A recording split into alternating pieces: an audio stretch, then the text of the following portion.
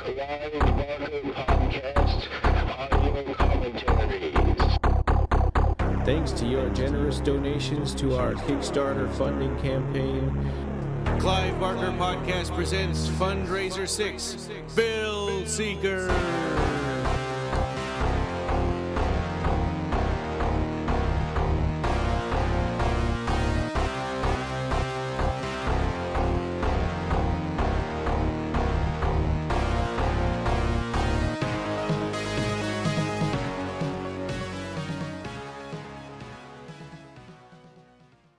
All right, well, this is episode 230 of the Clive Barker Podcast. We are doing our final, at least for now, commentary for the Chilling Adventures of Sabrina. This is chapter 11, A Midwinter's Tale, which was kind of a holiday special. That's right. And with you today, you're going to have, I hope you guys are listening to this in Christmas time, because that's usually when these episodes are supposed to be aired. So but we're talking Netflix. Yeah. And Ryan and I are the agents of chaos tonight. And by that, I mean Chilling Adventures of Sabrina. Yeah, right. Yeah. So we've got it paused on the Netflix logo right before the episode starts. Do you want to count it down? Oh, sure. So I have everything paused at the Netflix thing. So 3, 2, 1, you will hit play. Okay. Go ahead. Sounds like I need to turn mine down a little bit. Sure. So the last we saw of Sabrina, she was walking down the hall at the academy with the Weird Sisters. Yeah, with her hair was different. It was all kind of bleach blonde and... Yeah, it's almost white now. Yeah. I wonder if that was an effect of signing her name in the Book of the Beast. Right, she had kind of that, I guess, that goth look. Yeah. She had the darker lipstick and the brighter hair. So this is the Yule episode. They don't like to call it Christmas. Yeah. It's false god. Yeah. So if you ever wanted to know who would win in a fight between the Yule log and the Yule lads, now you'll find out. And speaking of which, we might end up hearing a little bit of the Yule lads in our episode. Right. Seems like Joey's having a slumber party. Is that a sleepover? Yeah, he's got a friend over, so he's really they're running around shooting each other with Nerf guns. That sounds fun. So I told them, I just need the basement for an hour, but we'll see. Yep. So this episode has a lot of the theme of it is about family. Of course, it's Christmas. It's a Christmas episode. So, of course, it's going to focus on family. And in this case, more about motherhood. Because they've been setting up that theme, right, with Aunt Zelda basically abducting a female baby from the high priest. No, the Blackwood, week before right? Christmas. Yeah. The week before Christmas in yesteryear. So they never really tell you where this is or when it is, right? So now these waxy figures are a little more ominous now that we've seen, what this episode. Yeah, foreshadowing. There's like kids there that looked like they came out of the 80s, but then there's kids that look straight out of the Depression era wearing like a sweet little jacket and like a slick back hair. Yeah, and a bow tie. Yeah. Look at that kid with suspenders and a sweater. Yeah. And we got, of course, little Sabrina and little Susie, who looks typically like a little boy. Yeah. And Sabrina wears the same. She's like a smaller version of Sabrina, right? I mean, she's got the red jacket and she's got the headband. Yeah. And she looks so sad. Right, it's like they're even wearing the same clothes, same style of clothes that they wear when they're teenagers. Yeah, right. It's like if they made some sort of movie like about like Han Solo, and they showed him as a kid, and he still had the little vest on and the little blaster. Right? Yeah. It's a Yule tree. So for a family that doesn't really care about Christmas, they sure throw a heck of a Yule. Yeah. Oh boy, she named her. Baby Letitia. Yeah, so that's the baby that she abducted from when she was delivering The Blackwood's. twins. And Yeah, she told them from the beginning, she told him they were twin boys. right. So she knew, she must have known that one was a girl, and she hid it even back during the pregnancy. So it's not like a rash decision. Oh, yeah, yeah. It seemed like she was surprised at the birth. But yeah, you might be right. She might have been hiding it from him because, as we'll see, Aunt Zelda is she seems like a cold demeanor person on the outside, but she's really like super nurturing and protective. Yeah. So she's got kind of these clashing ideals between wanting to be, a take care of her family and also wanting to look good for the church And be a just, devoted Satanist, I guess. yeah, like she's posting a photo of her mom and her dad with like that ominous star on top of it. Yeah. And here's where the Yule log takes a completely different meaning from what we're traditionally used to know. But they actually got this from Icelandic folklore, and it actually I never found anything that said that it wards off bad spirits, but it is kind of like that, right? I mean, it's in some cultures they would stick a whole tree in there. Oh, wow. Yeah. Mm-hmm. Says here that the Yule log was usually an entire tree, carefully chosen and brought into the house with great ceremony. The largest end of the log would be placed into the fire hearth, while the rest of the tree stuck out into the room. So that seems kind of dangerous. But at least it'll burn Santa Claus before he makes it into your house. I've heard of this, and I'm not sure if there's any video, but one time Hunter S. Thompson threw an entire Christmas tree into his fireplace. Oh. So How could I think that there not, might be some video, yeah. How could that not burn the house down?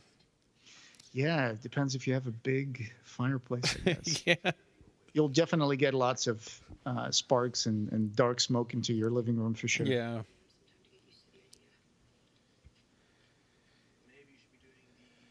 So here we have Ambrose doing his best to make his Hugh Hefner impression with his silky robe. Yeah. There's that bunny again on her bed.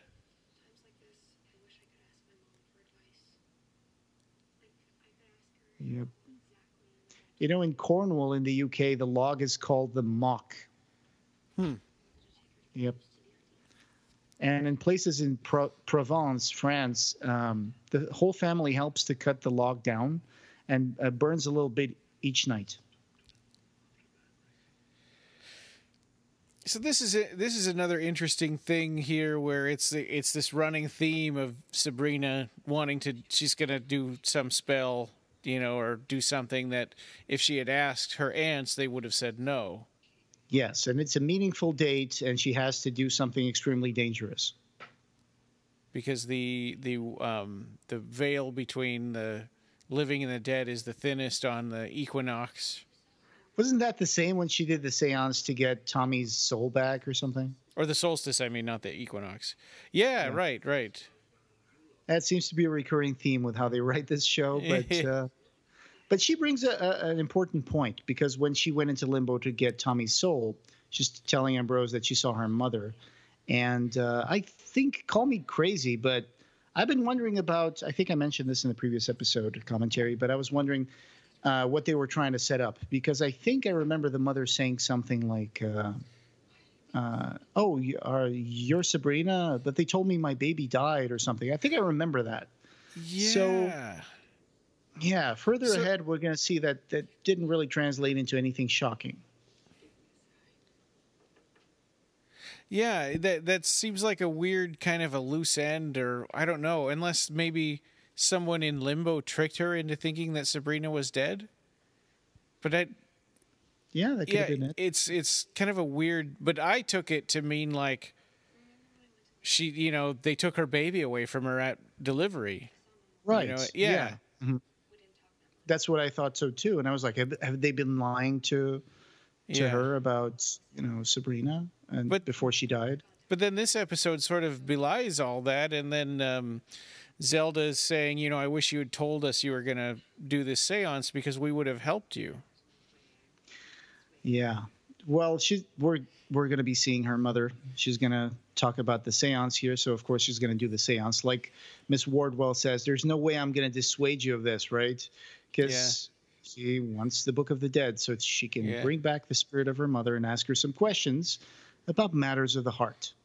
And it's interesting here because Mrs. Wardwell is being like super nice and helpful and giving her the book. But then as soon as she leaves, she's like, uh-oh, we can't let her do that. It's like, well, then don't loan her the book. Well, she knows, like she said, that she's just going to go to the academy and get a copy from there. Yeah. So at least now she knows what she's dealing with. Yeah. She's going to disrupt. She stuffed her familiar I know. That she cracked his neck like the raven. I wonder if she can get another one, or if that's it. Like now you've had your one chance to have a familiar, and now now it's dead. I always thought about that because I'm confused as to what Lilith is. Is she a demon from hell? I mean, was she a different entity? She's the original Eve, so she's not a witch, right? Why would she need a familiar? I think the familiar was just there, as kind of like a traditional beard thing. Yeah. She's pretending to be a witch. Yeah. Yes, it is too soon. Yeah. Like, okay, she was telling Ambrose how she's trying to distance herself from her friends after they found out she was a witch. She wants to give them some space, but then the next thing she does is go to them and tell them, I want you to be at a seance where I'm going to bring back the spirit of my dead mother. Yeah. But hey, Susie's got to play Jingles the elf.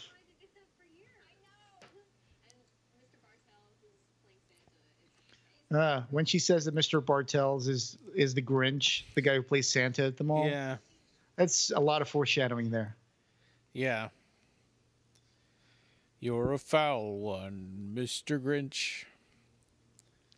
I never saw the recent movie from, that came out some time ago about the Grinch, the CGI. I haven't either with Jim Carrey. No, the one that's made out of CGI. Oh, I think there was a CGI film, right, where the Grinch appears. Anyway, I don't know. I guess I haven't seen any of them except for the old one with oh gosh, what's his name? Frankenstein. Boris Karloff. Boris Karloff, yeah. Oh, the cartoon, the Dr. Seuss cartoon. Yeah.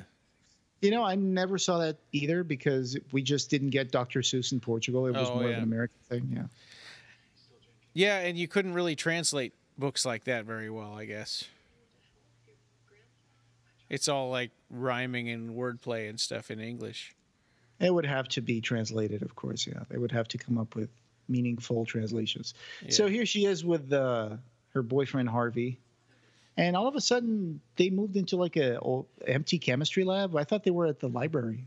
Yeah. They can just sneak into like the classrooms when no class is happening. I thought they were locked. Yeah. And in the board, a green board back there, it says, "Thanks, everyone. Have a happy new year." Oh. So Christmas break has started. Maybe this is like school is out. Yeah. But you'd think the teacher would still be in there. So Harvey is wrestling with this. He hates magic because, magic turned his brother into a zombie and he had to shoot him. So even something as, as well-intentioned as like never-ending colored pencils are not, are... for an artist. Yeah, are just not going to cut it for Harvey. Well, it's like needful things, right? It's like, what's the price for me to use this? Is this going to cost me anything, like my immortal soul? Yeah. It kind of throws you off because, there's no such thing as a free lunch. Yeah. And even here with magic, they kind of give you that message, like you always have a trade-off. Hey, I think she did something new with her hair. She put that symbol back there. Oh, yeah. That's kind of cool. Yeah. This is finally like a good scene between her and the Weird Sisters. Yeah. That doesn't have an aggressive dynamic. Yeah. And one of them's like, yeah, remember a couple of weeks ago when you slit my throat? Yeah, yeah. That's nuts. Yeah. Because, blackmailing them because they had caused the death of miners in the mine. It's like, yeah, basically they're murderers. But hey, it's just mortals. Who cares? Yeah. But it is kind of nice to see them, like, her not at least having one fewer enemy. Or look, there's the parents with like hats and the little kids with like overcoats. Yeah. See? Yeah, right. And they wear like even the parents are wearing like 20s style hats and stuff. Yeah, it's weird. And then you have people just dressed modernly. Yeah. Strange. Yeah, this town seems like it's in some kind of a weird time vortex. Yeah, it's the Archie Comics vortex. Yeah. Mr. Bartell. I know someone whose maiden name is actually Bartell. So it's interesting that Bartell turns out to be a demon name. And I'm going to go into spoilers here. I hope if you're hearing this, you probably got some eggnog in your hand and, Well, you've probably hopefully watched this already because. Yeah. I mean, theoretically, how many times do people watch the same Christmas special repeatedly? Yeah. I guess I did that when it was cartoons when I was a kid. Yeah. I mean, I would watch a lot of the Ziggy. You remember Ziggy? Yeah. Yeah. There was a cartoon of Ziggy? Yeah, there's a Christmas cartoon of Ziggy where he goes out and he goes collect money and dresses up as Santa and rings the bell. No, I had no idea that. I thought Ziggy was only in comic strips. No, there is a special. Yeah, I'll have to send you a copy of that. Okay. Holy crap. Did you see that? Oh, yeah. So here I thought this was just like some weird vision that she was having, but the guy was just turned out to be a perv. But it turns out that Mr. Bartell, who's playing the mall Santa, actually kidnaps Susie, and he's a demon here. He just throws her in a bag. That is an impressive gingerbread house that Mrs. Wardwell creates, right? Yeah, she made that all by herself. I guess she probably just used magic. She does a lot of voodoo-style magic. Mm-hmm. Yeah, like here she's throwing the water into the yule log chimney. Yeah, thanks a lot. Now Sabrina's going to get blamed for that. Yep. Uh-oh. And I think it was also traditional to light up the new yule log using bits and pieces in the ashes of the old one. Ah. Yeah, that's usually how you do it. So it's interesting that there's this idea of keeping the flame going on in several things around history, especially like the Olympic torch and the fire at the Vestal Temple and where they have to keep the flame going. So I wonder if Mrs. Wardwell knew that the Yule lads were going to come, or if she just like, well, any kind of evil spirit will do. I think she was just leaving them unprotected and see what would creep in. Yeah. That would hopefully distract her from asking pertinent questions of her mom. This seems super easy for them to summon the dead, and makes you wonder, why don't witches do this more often? Yeah. Because here she is with the weird sisters. They're summoning her mom while it looks like a wedding dress, like her mother's wedding dress, maybe. Yeah, and it's interesting she didn't ask Nicholas Scratch, right? Because he's always in for up for stuff like this. He would be excited to help, but I don't think he's in this episode at all. No, he's not. I think this one they wanted it to be more like a more womanly thing. Like she wants to talk to her mother, so she's going to have her sisters help her. And I think it would be kind of a wrench to have like Nick Scratch in there. Right, and the sisters all agreed to do it because they knew what it was like to grow up without a mother. Right, and she wants to ask her how she reconciled being a mortal married to a witch. Yeah. So And she can gets save her relationship. this first seance, is pretty quick, but she gets a pretty good answer later on.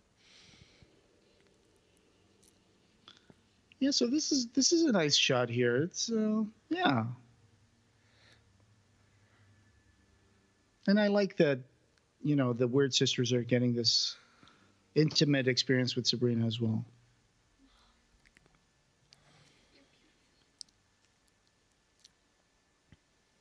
I thought at first that there might be, you remember the Soul Eater or wherever it was called in Limbo? Oh, yeah. I thought for sure, yeah, that when we hear that breath of cold air waft down the chimney, I thought that was going to be like the Soul Eater, because they never showed us. They never showed that monster in the previous episode, and I thought for sure that this would be it. It's like the spirit from Evil Dead going through the woods. Oh. It's just a big camera on wheels. Yeah. But it's funny because Bruce Campbell reacts to it like you can see what it is. They never just show it. Yeah. Well, I think it's that thing at the end of Evil Dead 2, the big face. I think it looks like that. Probably, yeah. But only more like ghostly and not physical. So whenever the Christmas tree falls down like that, usually just blame Salem the cat. Yeah. Did you ever have like Bosco knock down the Christmas tree? Our other cat, Kitty, she used to knock down the ornaments. Yeah. Okay, so of course the ghost of her mother is like telling you it's not safe. Uh-oh. Zelda and Diana. Do you think that Zelda feels a certain kind of guilt or something for stealing Sabrina? Not stealing, but, becoming a mother for someone who was not her daughter. It seems like she feels inadequate. Yeah. And she definitely here feels like she feels guilty because Diana died while Zelda was being, her kind of typical mean-spirited, Yeah, cold relationship towards her brother's wife. Because she was immortal, and we've seen the disdain that sometimes Zelda has for mortals, or the disinterest. Right, and you could totally see them saying, like, this is stupid, why are you doing this? You're going to live for hundreds of years. She's only going to live, you're only going to get to be here with her for, like, 50. Yeah. So it was like Zelda was siding with her dad in the Church of Shadows, and Hilda was siding with Diana. Yeah. Because one of them signed Sabrina's name into the Book of Beasts with, of course, her father, which was Zelda. And then Hilda took Sabrina to get baptized before that. Yeah. So yeah, which is a pretty huge breach of protocol. And here's Ambrose seems to be scrying for ghosts. Yeah. Like a hanging pendant that twirls around. I actually like this episode a lot because I thought everything was really well done up until the third act, where I think things crumble down a little bit for me. But, we'll get there. You kind of wonder if they had some kind of a time limit they're trying to operate under where they took some shortcuts. They did, yeah. That's one of the things I want to address and further ahead in the episode. But they don't have any time limitations. They could have made it any length they wanted. Yeah. They don't have to worry about commercial breaks and stuff and time slots. I think the things that they hid that they didn't show us, they did that so they could kind of twist it on us at the end. But I thought that just came out weird. It seemed like they hid so much that it's hard for us to even understand how that could come to be. But that said, the parts that were well written were really well written. Like this whole part here where she was talking and Zelda tells her, you don't know the meaning of family sometimes. And that's going to have a payoff later. And, oh my God, I love this scene. right? This is like Yeah. Adam's Family kind of stuff because Yeah.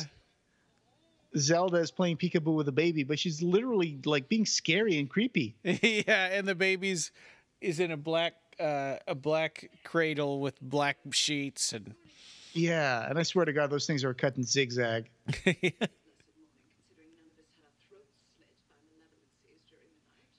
But yeah, the parts that were well written were really well written. Like when she says, "Let's all go to sleep," hopefully there's no entities in the house, and let's light a candle and pray to Satan that we don't get our throats slit. And then Hilda says, "Oh, can I sleep in the room tonight?" It's like, and you think Zelda's gonna be like, "No, you wanted your own room, so now you sleep by yourself." She's like, Yeah. "Yes, I think you better." Yeah, yeah. because she wants her sister to sleep in the same room. That's Yeah. what they've done for decades. Yeah, so she didn't get the answers to the questions because look at that Yeah. carrier, right? Like the carriers. It's got Straight out of the Addams Family. Yeah, it's even draping black like tassels from the bottom of it. Yeah, yeah.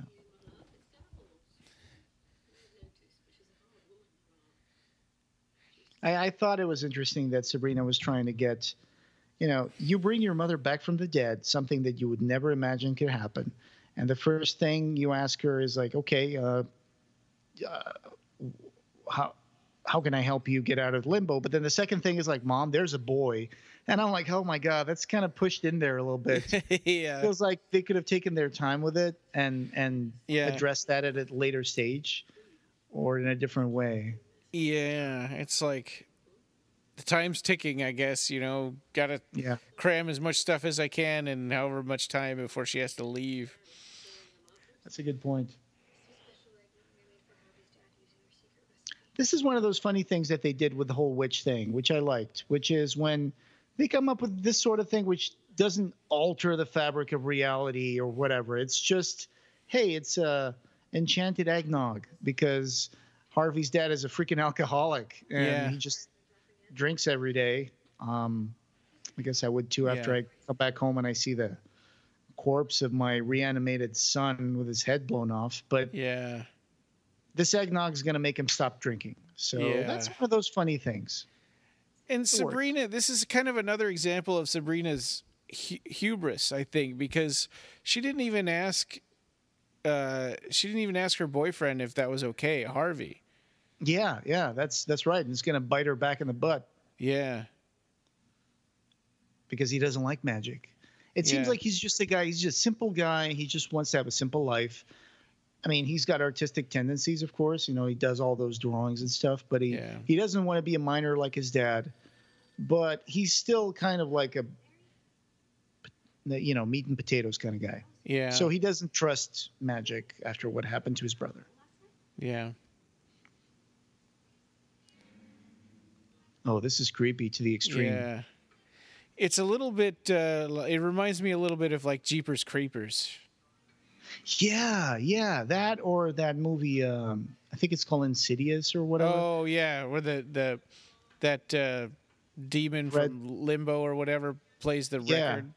Yeah, it plays the record, right? Yeah. That's what I thought of. And of course, the demons in here all have these big billy goat like horns. And so that's interesting. So he's actually Krampus then. Well, yes. And that's a good segue into the explanation that I did Google into Mr. Bartell's name. And when they said, Bartell, or they're going to say it here, Bartell is a Yule demon. That's what they call it here in this episode. And I looked it up. I was like, I'm sure they made that up. Nope. Because apparently in South Austria, they call it Bartell. So that's interesting. They really put some work into this. But he even calls himself that, so he's kind of hiding in plain sight. And with witches living in town there, you'd think that one of them would have pieced that together and missing children every year. And yeah.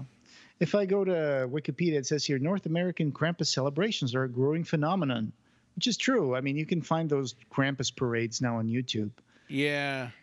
Yeah, it seems like it's Oh, only that's been creepy. like the past 5-10 years or so that people even knew what Krampus was. Yeah, yeah. So it says here similar figures are recorded in neighboring areas. Klaubauf, Austria, while Bartel or Bartel, Niglo Bartel, and Wubartel are used in the southern part of Austria. That's pretty cool. This is a little bit Evil Dead. Oh, yeah. Like the echoes of children's laughter. That's super Yeah. creepy. Yeah, you expect to see that deer head laughing at him.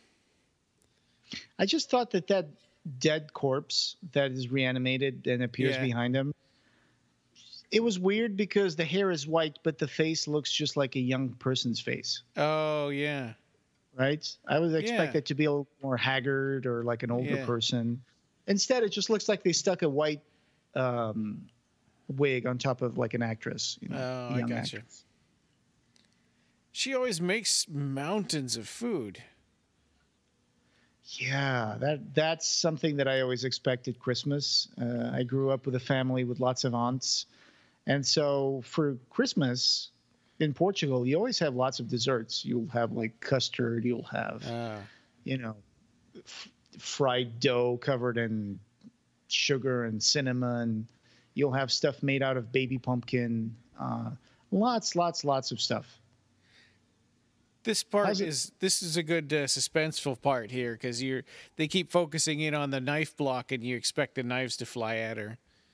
Yeah, and the knives keep disappearing, right? And I'm like, where Yeah. are the knives going? And also a quick note to say that whatever she was doing at the beginning of the scene, like pounding down on that dough and stuff, she's not baking at all. That's not how you make cookies. Yeah. She's just randomly beating up the dough. Yeah. Maybe it was a pie crust. Oh, maybe. Mm-hmm. Oh, there you go. That is awesome. Oh, it's you the- lads. The circle of knives, kitchen knives, Yeah. just hanging over her. Yeah. Yeah. Very Lord of Illusions. Yeah, right. That's true. Oh, and this scene is the best. This is the best one that the Yule lads do here. Was that a Clive Barker painting behind her? Off to her right? No, I don't know if we'll see it again. That yellowish green one there behind the lamp. Yeah. Doesn't look like it. I don't know. Maybe it's not. We have your baby. Yeah. That's amazing. I like that. That was well done. Ghosts don't embroider enough in movies. Yes. Needed to be said, and you said it. So the ghost took the baby. Yeah. When she got distracted by. And the kind of screwed up thing here is when they finally find her, it's like she was preheating in the oven. Yeah. Which goes a little bit against the whole idea of what they call Gryla. Right. That she protects kids and stuff. They were almost practically getting ready to roast the baby. Yeah, I guess she just kind of lets them run free and they do whatever they feel like. I feel like they should be a little smarter than this because this is clearly just leaving them all over the house. That's true.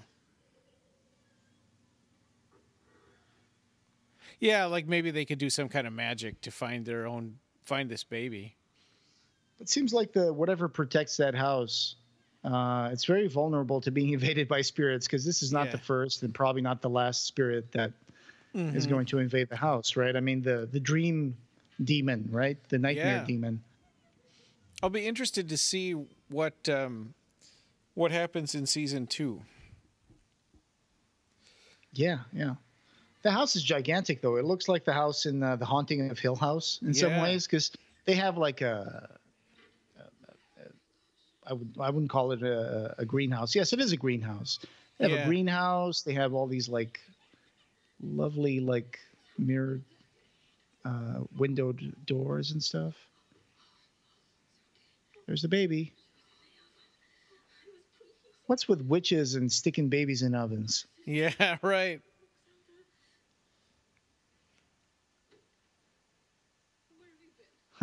Yeah.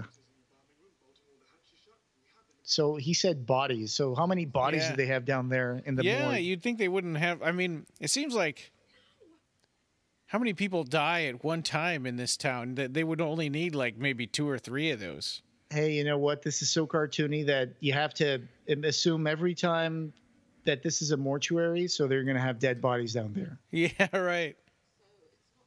even though it's probably a 400-person village. Here we go.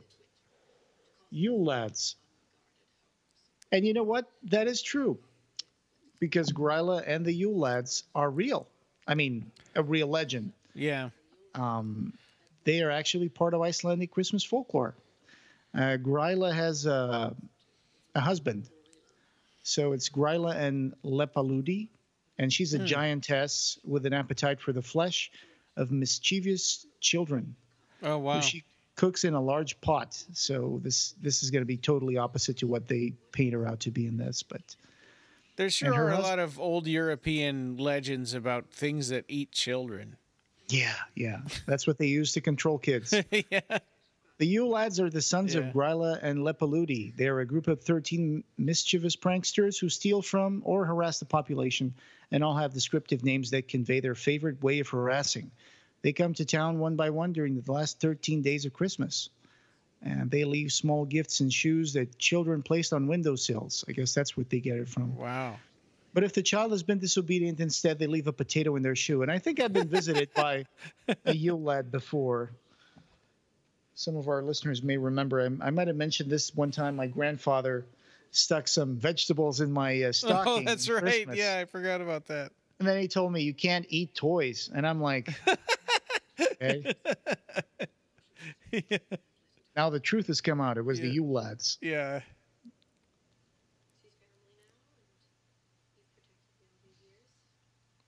And here is the payoff for and Zelda's mentioning that sometimes I don't think you know what family means. And here he is like, oh, yeah, sure.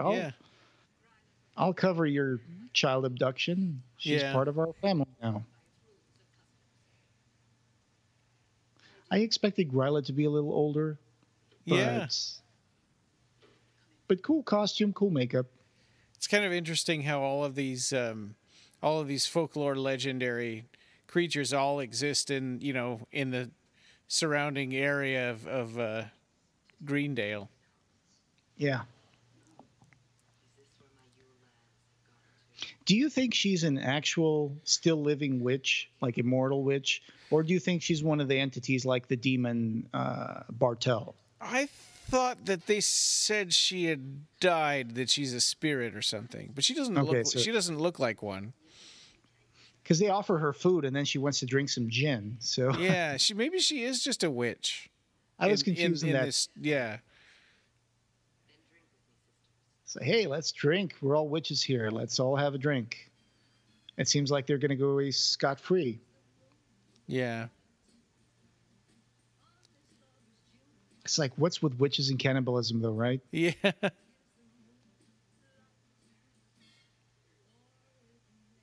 You know, that illustration on the carpet, the skeleton? Yeah. I think that's one of those illustrations from that anatomical book. Oh. Yeah, right. The Vesalius? Vesalius, the Humani Corporis Fabrica. I think that's taken out of that, and they put that on the carpet. So that's a cool touch there. Yeah. I used the illustration from Vesalius on our second T-shirt design. That's right. And she's about ready to leave after having a glass of gin. And we just saw that T-shirt appearing in a production of a short film, which we can't say what it is, but yeah, so that's going to be exciting. Yeah. And so here's the part I was a little confused with, but then I understood why this happened. I thought that Sabrina was going to take Letitia out of the house and hide her, but it seems like she was just on the mortuary holding the baby there. Yeah, and then the baby cries, and of course, Gryla wants another baby. Yeah, pacifier fell out of her mouth. Bring the babe to me. Leave the baby alone. This is where it got into Charmed territory for me. Oh, that show? Yeah. Because it's like all of a sudden, okay, so what happens here is that Diana, like Sabrina's ghost mother, appears. And it's like, why? How? Who summoned her? Yeah. Isn't she in limbo? Why does she have a crown? I was very confused. Something happened in just a few seconds between when the baby started crying and when Sabrina went up there that she hatched this elaborate plan with her mother. Do you think they might have shot some scenes and they decided not to put them in because it would spoil basically the twist? I wonder. Yeah. Well, the crown, she does say that it's the crown that she uses on this night because of, Yeah. But still, I was like, I'm so confused. What are the rules? Then people can just show up. And now I'm the arbiter. I get to make the decisions. Yeah, like where does this come from? And basically, this is a King Solomon thing, right? Yeah, definitely. It's, two women claiming motherly rights on a baby. It's like, okay, let's put the baby on the floor. Each of you holds a baby arm, and let's pop this sucker like a turkey bone, a wishbone. And it's like, no. I honestly thought that the result was going to be connected to the whole Solomon King thing. The one that lets go of the baby first so they don't hurt him would be the one to keep the baby because they obviously care about them. Yeah, that would make sense. I kind of forget now why she ends up getting to keep the baby at the end here. Oh, because they actually say, well, we did say the person who hold on to the baby and pulls him out of the circle is the one who's going to keep him. I thought there was going to be some sort of like twist, but no, that's not the twist. Yeah, but so Gryla wins. Right, because Zelda doesn't want to hurt the baby. But then something comes up where Zelda gets to keep the baby anyway, and I can't remember what that is. Well, yeah, of course. We'll find out in a second. Yeah. This is the part where we feel like there might have been something shot here, but maybe not. She takes the baby, and the little Yule poltergeists follow in her path. Oh, that's right. I remember now. Yeah, that's not really the baby. Yeah.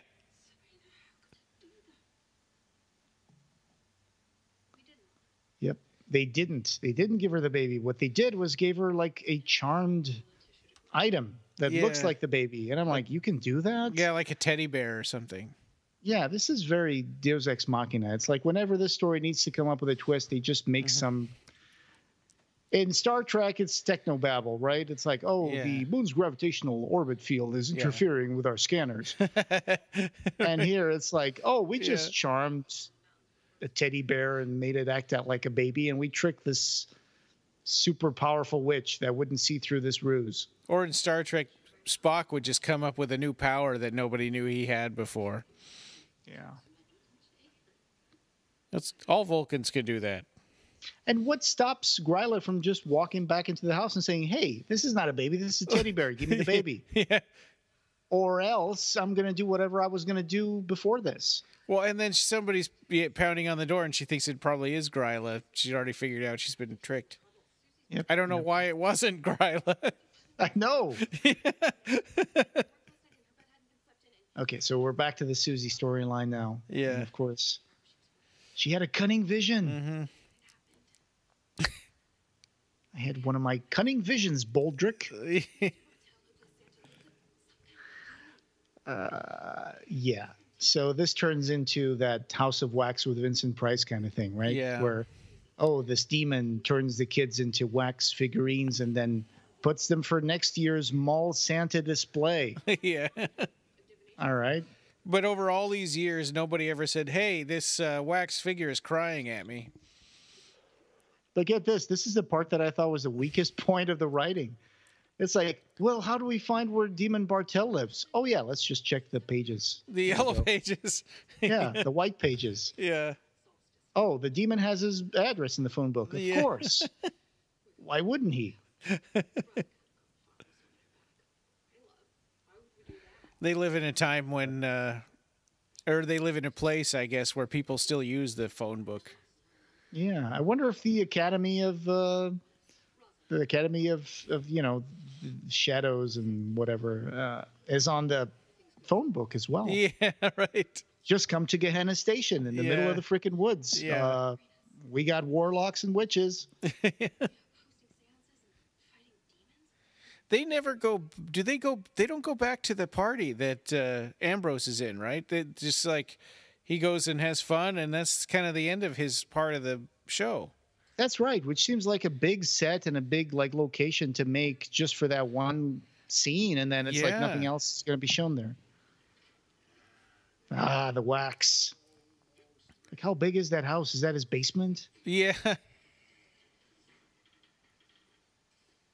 Come to Gehenna Station. That's true. That's a high ceiling for a basement. Yeah.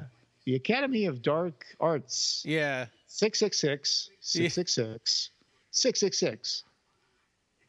Use the code BarkerCast to get 40% off your first tuition. It'd be something like that. Yeah. So, yeah, like they jump right here. They don't show how they tell Gryla to visit this address at all. They just, apparently they did. They communicated to her and said, hey, you know how I just tricked you like an hour ago and gave you a teddy bear instead of the baby? Yeah. You can go get this demon who's like threatening a child. And she's going to be like, okay. Yeah. People who just tricked me like an hour ago. I'll do that.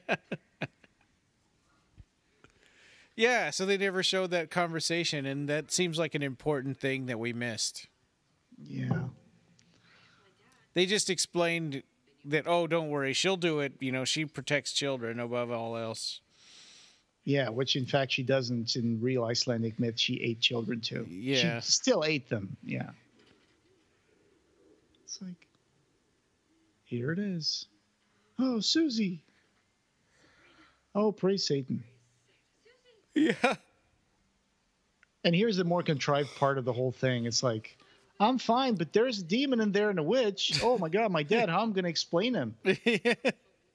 Don't worry about it. We'll make him a batch of cookies, make him forget, the last 24 hours and make him think he's got a brain tumor. Wouldn't you be concerned if all of a sudden you'd be like... You just lose time for no reason. Yeah, be like, hey, Jen, so tomorrow's Sunday. Let's go and do this. And she's like, tomorrow's Tuesday or Monday. It'd be like, wait, no, it's not. Yeah. You're like, why did I forget a whole day? Yeah. Okay, this part is totally like Buffy the Vampire Slayer kind of material. Have you noticed that nobody in this town has a mother? Yeah. And she turned the demon into Lumiere from Beauty and the Beast. Oh, God. He's I was just thinking about that. Like, Susie, she's just with her dad. Harvey's just with his dad. What's his... Oh, the Roz just has her dad. We never see her mom either. We see her dad and her grandma. I think you're onto something there. Yeah. It's like in the Disney universe, everybody just has nephews and uncles. Nobody has actually moms and dads. Yeah. Except for Goofy. He has a son. Oh, yeah, that's right. But no mother. I think this is one of those mysteries that runs deep. Maybe all their mothers were witches. Right. Yeah, they all got burned at the stake. Oh, jeez. And okay, so this kind of pays off here because she's like, well, we can't keep the child with us. I'm going to have to come clean. Yeah. And Zelda's like, I'm going to have to. But then she doesn't really come clean, right? She wants to send her to I forgot her name. Desmelda. Yes, Desmelda. And to raise this baby in seclusion. But she says she's going to have to come clean to Father Blackwood. And I'm like, then you're going to tell him what? That you kidnapped his baby and then you sent him off to live in some anonymous location? I'm not going to tell you where he is. Which one? Is Desmelda the crazy-eyed witch in the woods? Yes, right? I think so. The one that with a janky eye? Yeah. That sounds like a horrible life. I know. Here, you're going to live in a hut made out of sticks in the middle of the woods. Yeah. With It's a good school district. Yeah.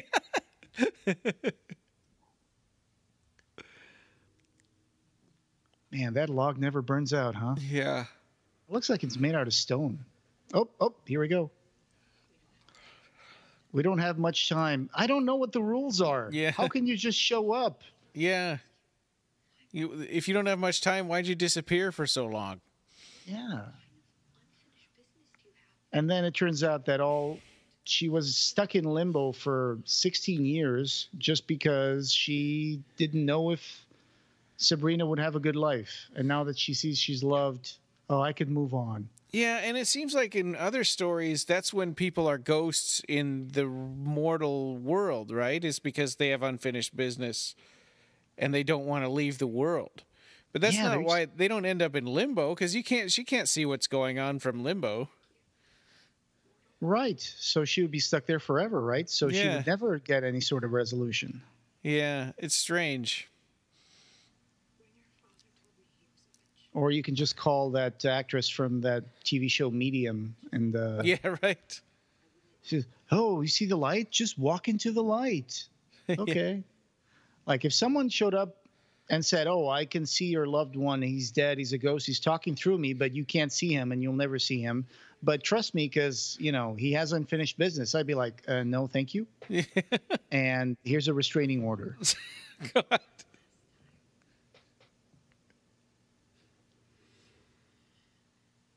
I used to like watching that show.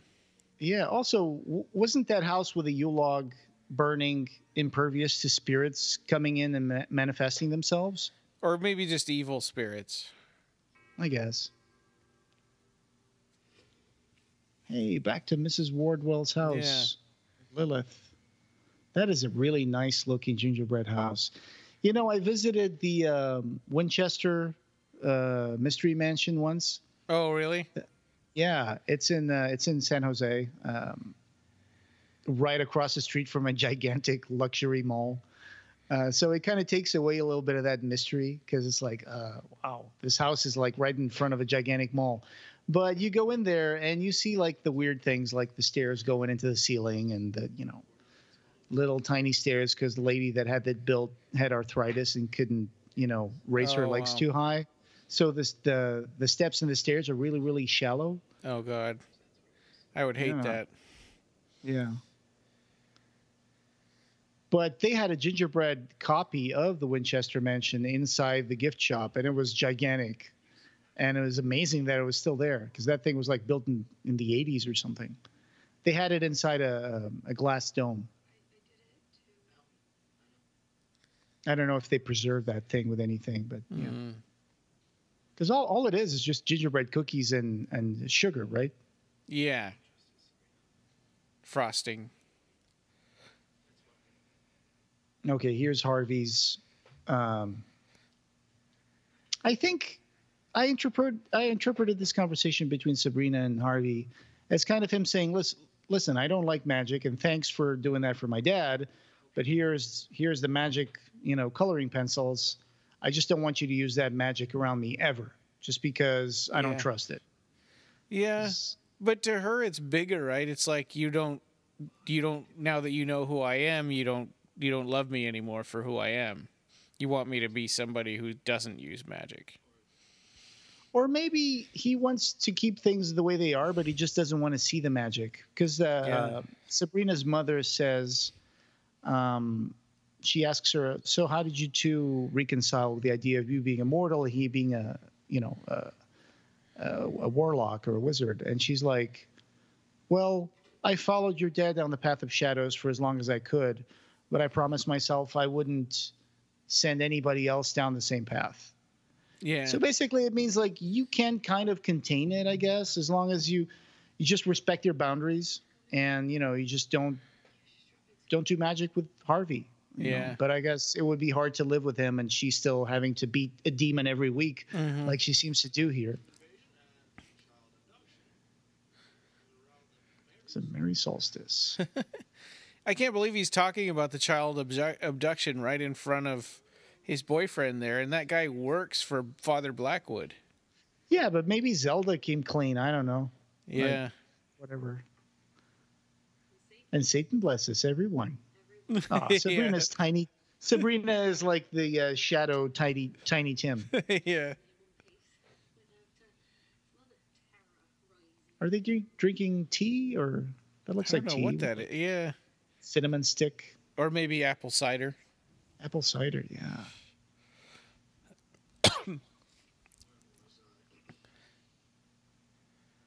So of course he's reading A Christmas Carol because they said at the beginning of the episode that they. So here's the thing: is this the mine? Yeah. Is this the entrance to the mine? So now Yeah. these must be the ghosts of Christmas past and present and future, but they're like demons coming Look out of hell. Look like Darth Maul and his posse leaving the club. Yeah. Yeah, but he was just reading about the Christmas Carol and the ghosts of Christmas past, present, and future, and then these three demons come out of it. I thought that's who they were, but I don't know. It's hard It to looks tell. like it's a setup for whatever Aunt Hilda was going to say about, let's see if we can survive the Epiphany, without some Oh. horrible thing coming up from the bowels of hell. Oh, I see. All right. Well, that was the last episode of The Chilling Adventures of Sabrina Season 1. Yeah. Yeah, and I would like to do season 2, but I don't think we'll have time this year anyway. Yeah, we'll see how watch that it. goes. Maybe we'll talk about it, on some of our episodes, but Yeah, absolutely. So thank you to our Kickstarter backers who helped us make this commentary track series come to life. yeah, and sorry this wasn't a very Clive Barker heavy episode because we really didn't spend much of any time in the Academy, which is where most of the Clive Barker artwork is. Yeah. But I'm sure there'll be plenty of paintings to spot in Season 2 as well, so we'll see how that goes. Oh, there was a quick flash of I couldn't read it fast enough, but to a copyright 2013 for the statue of Baphomet. Oh, really? Yeah. Okay, let's put that after the fact then, yeah. Yeah, because there was a break in between episode 10 and this Christmas special, so that's probably during the time that they were filming this or post-production they had enough time to have to deal with that. That's possibly, issue. yeah. Yeah. Well, I think that part, okay, so the credits ended for me and part 2 of this started, which is, it's Season 2, Episode 1, and it's called The Epiphany. So there's going to be a follow-up to those three guys okay. coming out of the bowels of hell, I guess. So they're going to pick up right where this one left off. Yeah, I wonder if Harvey's going to be kind of out of it, or I guess we'll find out if we ever get to do the second season of Yeah. The Chilling Adventures of Sabrina. Well, I'm going Right. to watch them anyway, so we'll yeah. see. Yeah. Sure. Yeah, this was fun. Yeah, let's see what happens. And I guess this solstice having no beginning will have no end. Right. You can find the show notes for this episode and join the discussion over at www.clivebarkercast.com, where we have news, features, reviews, and links to all the ways you can connect with us. You can subscribe on Apple Podcasts and every other place you can find podcasts. Clive Barker Podcast, or BarkerCast, is an independent editorial, podcast, and news blog that is not affiliated with or under contract by Clive Barker or Seraphim Inc. This is a labor of love by the fans for the fans. Thanks for listening.